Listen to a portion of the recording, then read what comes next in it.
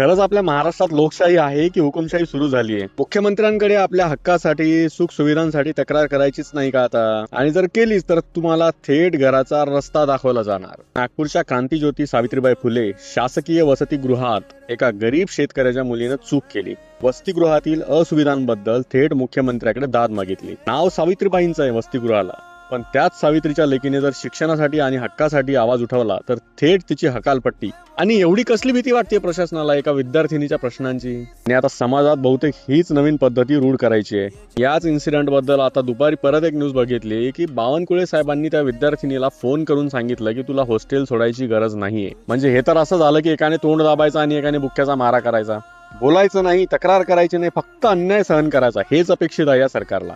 जनतेने आता विचार करण्याची वेळ आली आहे. ज्या व्यक्तीने ती नोटीस पाठवली होती त्यावरती खरंच कारवाई होणार की नाही होणार? मित्र, या मॅटर बद्दल तुमचं मत कमेंट्स मध्ये नक्की सांगा.